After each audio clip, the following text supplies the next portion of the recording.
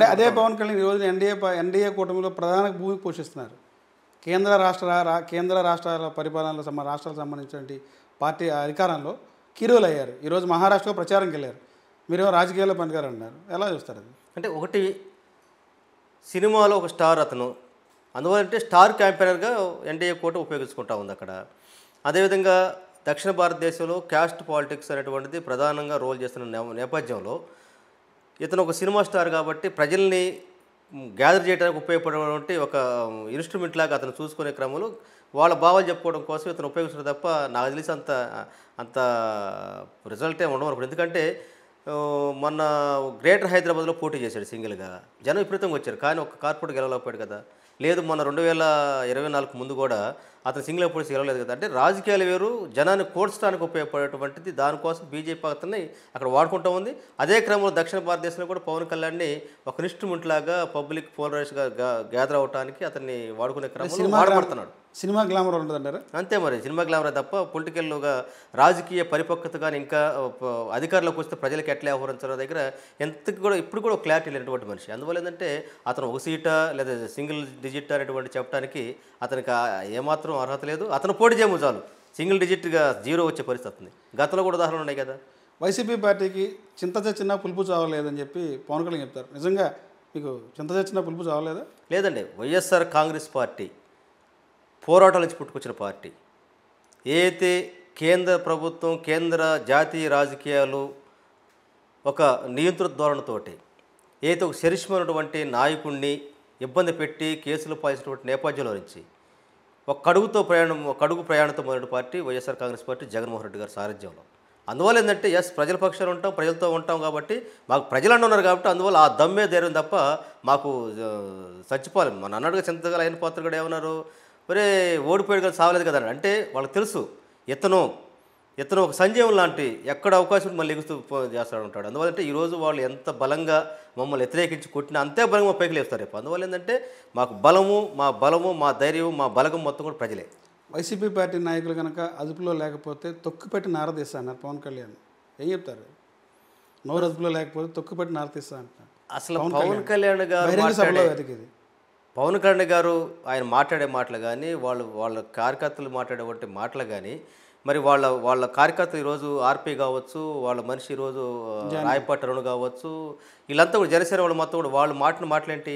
అందువల్ల ఏంటంటే నార తీయాలన్నా తొక్క తీయాలన్నా ఆ మాట్లాడేటువంటి ముందు ఒకేళ్ళు ఎదురు చూసినప్పుడు 4 ఏళ్ళు ఈ పక్క చూస్తే మాత్రం పవన్ కళ్యాణ్ గుర్తుపెట్టుకోవాల్సిన అవసరం ఉంది. రాష్ట్రంలో లాండ్ ఆర్డర్ ఎలా ఉందంటారు? లాండ్ ఆర్డర్ ఎట్లుందనేది పవన్ కళ్యాణ్ చెప్పారు కదా. కేవలం హింసాత్మక చర్యలు చేయడం కోసం, ప్రజల్ని భయపెట్టడం కోసం ఏదైతే బ్రిటిష్ వాళ్ళు పాలన ఈరోజు మనం చూస్తూ ఉన్నాం. వాళ్ళు చెప్పినది మొదట్లోనే ఈరోజు ఏదైతే నారా లోకేష్ గారు యువగళం పేరుతోటి ఏం చెప్పాడు, నేను రెడ్ బుక్ రాస్తూ ఎవరైతే బలంగా నిలబడతారో, ఎవరైతే ఎన్ని దాడులు చేస్తారో, ఎన్ని కేసులు పడితే వాళ్ళకి నేను భవిష్యత్తులో పదవులు ఇస్తానని చెప్పి ఆ విధంగా ఇసుకుంటూ వచ్చారు. ఎవరండి ఎంఎస్ రాజు? సోషల్ మీడియాలో యాక్టివ్గా ఉండి తిట్టోళ్ళకి పదవులు ఇచ్చింది. అదేవిధంగా మొత్తం తీయండి చైర్మన్లు మొత్తం తీయండి. ఎవరైతే వైఎస్ఆర్ కాంగ్రెస్ పార్టీని తిట్టారో, వైఎస్ఆర్ కాంగ్రెస్ పార్టీని కొట్టారో, వైఎస్ఆర్ కాంగ్రెస్ పార్టీ మీద దాడులు చేశారో వాళ్ళకి ఈరోజు పిలిచి పెద్ద పెట్టేస్తున్నారు. వాళ్ళు చెప్పున్నారు, వాళ్ళే చెప్పున్నారు కదా రెడ్ బుక్ రాజ్యాంగం అని చెప్పేసి. లోకేష్ గారు చెప్పారు కదా రెడ్ బుక్ చాప్టర్ 1 అయిపోయింది, రాజారెడ్డి రాజ్యాంగం చెప్పారు. నిజం కదా? ఏమండి చెప్పండి. ఈ రాష్ట్రంలో చెప్పి నారా లోకేష్ గారు విమర్శించాడు గతంలో. ఈ రాష్ట్రంలో స్కీములు అంటే స్కామ్ చేసే పరిస్థితుల నుంచి పేదవాడికి సంక్షేమ పేరు తెచ్చే ప్రతి పైసాని వాడి గడప దగ్గరికి వెళ్ళాలి, మధ్యలో ఎవరు దళారులు ఉండకూడదు. అదేవిధంగా గ్రామంలో వంటి పెత్తందరుల ప్రమేయం ఉందని చెప్పేసి గ్రామ సచివాలయం పెట్టి వాలంటీర్ల ద్వారా ప్రజా సంక్షేమాన్ని డీబీటీ రూపంలో దాదాపు 2,20,000 కోట్ల రూపాయలు మొత్తం కూడా పేదవాడికి ఖాతాలో పడే విధంగా చేసినటువంటి ఒక నూతన విధానానికి ఈరోజు ఇచ్చింది అది రాజారెడ్డి రాజ్యాంగమా? ఎస్సీ ఎస్టీ బీసీ మైనారిటీలకి రాజ్యాధికారంలో భాగస్వామ్యం కల్పించడం అది తప్ప? అదేవిధంగా ఈరోజు నామినేట్ పోస్టుల్లో మీ జనగా ఎప్పుడైనా గ్రామీణ ప్రాంతాల్లోకి వెళ్ళిపోతే అగ్రికల్చర్ మార్కెట్ కమిటీలో ఒక ఎస్సీ ఉన్నాడు, ఒక యానాది ఉన్నాడు, ఒక మంగళ ఉన్నాడు, ఒక మాల ఉన్నాడు, మాది కూడా చెప్పండి.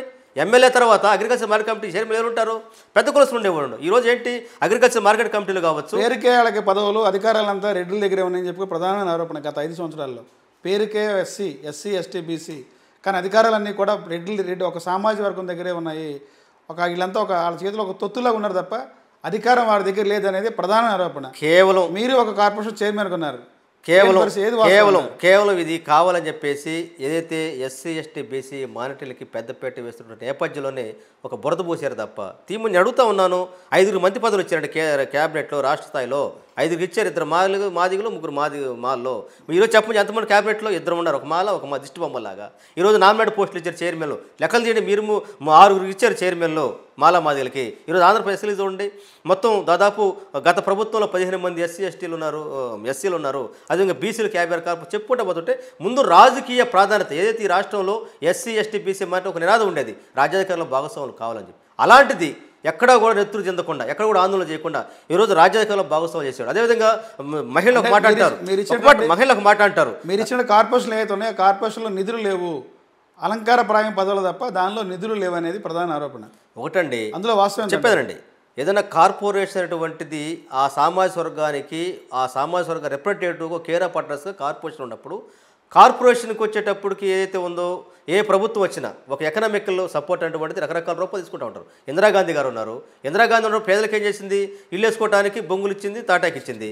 ఆ తర్వాత రామారావు గారు వచ్చారు, శాశ్వత గృహాలు అని చెప్పేసి. అంటే ఒక విధాలు తీసుకుంటా ఉంటాయి. ఇప్పుడు చంద్రబాబు నాయుడు గారు వచ్చారు, ల్యాండ్ పర్చేస్ స్కీమ్ చెప్పారు. అదే చంద్రబాబు 2019 వరకు ఉన్నాడు కదా, మరి ఎందుకు అమలు చేయలేకపోయాడు అంటే ప్రభుత్వం ఆర్థికంగా అభివృద్ధి చేసే క్రమంలో రకరకాల విధాలు తీసుకుంటూ వెళ్తూ ఉంటారు.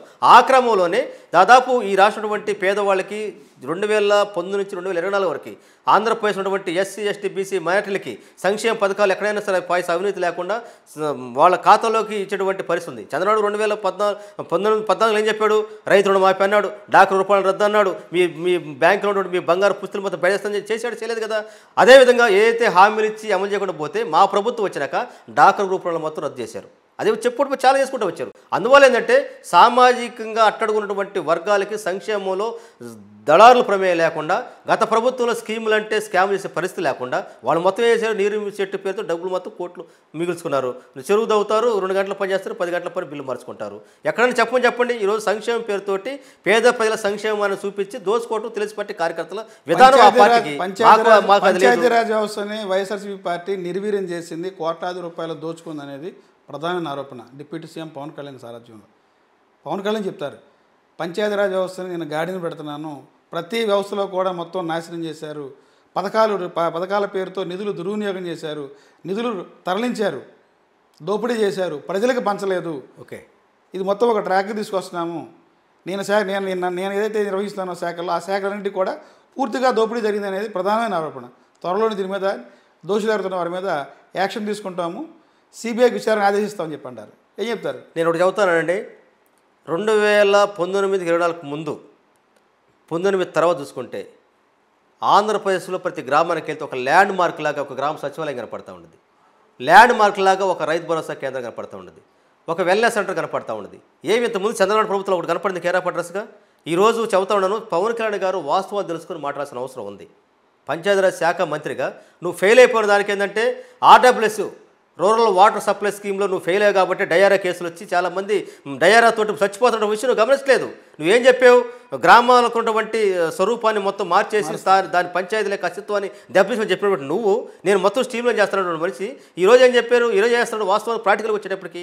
నేను ఈరోజే వస్తూ ఉంటే ఒక గ్రామ సర్పంచ్ నాకు ఫోన్ చేశాడు, మార్టూరు మండలం మార్టూరు ద్రోణాలకు సంబంధించినటువంటి అన్న, పవన్ కళ్యాణ్ గారు మేము వచ్చి మొత్తం ఈ ఏదైతే కరెంటు బిల్లు ఉండేయో పంచాయతీల కరెంటు బిల్లు మొత్తం రద్దు చేస్తూ ఉన్నాడు, కానీ అట్టు అబద్ధం, ఈరోజు మేము బిల్లు కట్టాల్సి వచ్చింది, మాకు ఒత్తులు వస్తామండి. ఆయన అట్టే చదువుతూ ఉంటాడు, మాకు మాత్రం ఏదైతే ఆర్డర్స్ రాకముందు వరకు మేము కట్టుకోవాల్సిన అవసరం ఉందని చెప్పేసి మమ్మల్ని ముక్కుపిండి వసూలు చేశారని చెప్పి చదువుతాడు. గ్రౌండ్ రేట్లో చూడండి, ఏదైతే పంచాయతీల యొక్క దాన్ని కాపాడటం కోసం, పంచాయతీల ఖచ్చితంగా కాపాడటం కోసం గ్రామ సచివాలయ వ్యవస్థ ద్వారా గ్రామ యొక్క పరిపాలన వ్యవస్థని స్ట్రీమ్లైన్ చేసి పేదవాడికి సంక్షేమం చేసే దాంట్లో జగన్మోహన్ రెడ్డి తీసుకున్నటువంటి నిర్ణయాలకు కంటే గత ప్రభుత్వాలకు అంతకంటే భిన్నంగా లేదు. వాస్తవానికి ఎన్ఆర్జీఎస్కి ఎటువంటి నిధులు కావచ్చు, అదేవిధంగా ప్రతి పంచాయతీకి దాదాపు ప్రతి సంవత్సరం 4 లక్షల రూపాయలు వచ్చేటువంటి పరిస్థితి ఉంది. గడపడ మన ప్రభుత్వంలో కూడా ప్రతి పంచాయతీకి సచివాలయానికి 7 లక్షలు ఇచ్చేటువంటి పరిస్థితి ఉంది. గ్రామీణ ప్రాంతాల్లో సిమెంట్ రోడ్లు కావచ్చు, ఆర్బీకే కావచ్చు, ఈ రోజు మొత్తం చూసుకుంటే ఒక డెవలప్మెంట్ స్ట్రక్చర్ పంచాయతీని నిర్వీర్యం చేశారు. అధికారాలు లేవు, నిధులు లేవు. నేను అంటుంది అదే, ఏం నిధులు తరలించారు. పంచాయతీలు అనేటువంటిది ఏంటంటే గ్రామంలో ఉన్నటువంటి ఒక పెత్తందారి స్వభావానికి దాన్ని పవర్ సెంటర్గా మార్చుకునే పరిస్థితుల నుంచి, ఆ పవర్ సెంటర్లో నుంచి కొంతమంది చేతుల్లో పవర్ సెంటర్లో నుంచి పంచాయతీలు అంటే ప్రజలకు సర్వీస్ చేయడం దాంట్లో భాగంగానే గ్రామీణ ప్రాంతాల్లో చూడండి మీరు పోయి సిమెంట్ రోడ్లు కావచ్చు, అదేవిధంగా పరిపాలనని ఈరోజు అయితే మహాత్మా గాంధీ గారు కూడా గ్రామ స్వరాజ్యం అని చెప్పింది, ఈరోజు గ్రామ సచివాలయాలు పెట్టి చేసింది. అదేవిధంగా రైతాంగానికి రైతు భరోసా కేంద్రంతో ఈరోజు మొత్తం కూడా వాళ్ళకి విత్తనాల సేకరణ కానించి విత్తనాలు మళ్ళీ పంట అమ్మేవరకు కావచ్చు, ఎరువులు కావచ్చు, మొత్తం కూడా ఒక స్ట్రీమ్లను చేస్తూ ఉంటే ఈరోజు మొత్తం ఈ ప్రభుత్వం వచ్చినాక మొత్తం కొలాప్స్ చేయడం వల్ల ఇటీవల కాలంలో బుడమేరు వరద వచ్చినప్పుడు ముంపు ప్రాంతం ఉన్నటువంటి రైతులు మొత్తం కూడా వేలాది ఎకరాల పంట నష్టపోయినటువంటి ఏలూరు లాంటి కాలువల కింద మునిగిపోయినటువంటి నష్టపోయడానికి లేనటువంటి పరిస్థితి కారణం ఏంటంటే క్రాప్ ఇన్సూరెన్స్ చేయలేకపోవటం వల్ల, క్రాపు ఏదైతే సర్వే చేయటం ఫెయిల్ అయిపోవడం కారణం ఏం తెలుసా? గత ప్రభుత్వంలో 2019 నుంచి 24 వరకు ఎక్కడ కూడా రైతులు మొత్తం సుభిక్షంగా ఉన్నారు. వ్యవసాయం అంటే పండుగటువంటి పరిస్థితి ఆ రోజు ఆ ప్రభుత్వం చూసాం. ఈరోజు చూడండి రైతు కళలో చూడండి కన్నీళ్ళు వస్తూ ఉన్నాయి. ఈరోజు మొత్తం కూడా ఇతరులందరికి రైతులు మొత్తం ఇబ్బంది పడతా ఉన్నారు. ఈరోజు మొత్తం కూడా ఎరువులు మొత్తం ఇబ్బంది లేకున్నారు. అసలు గ్రామంలో ఖరీఫ్ రబీ వచ్చేసింది, ఇంత మటుకి ఖరీఫ్లో క్రాపు ఇన్సూరెన్స్ స్టార్ట్ కాలేదు, చాలా ఉన్నాయి. నువ్వు అన్నటువంటి రైతుకి ఏదైతే అన్నదాత అని చెప్పేసి ప్రతి సంవత్సరం 20,000 ఇస్తున్నాడు, 20,000 రూపాయలు అయ్యి నువ్వు బడ్జెట్లో ఎంత పెట్టావు? 1,000 కోట్లు పెట్టావు. 1,000 కోట్లు ఏమూలక బ్రో?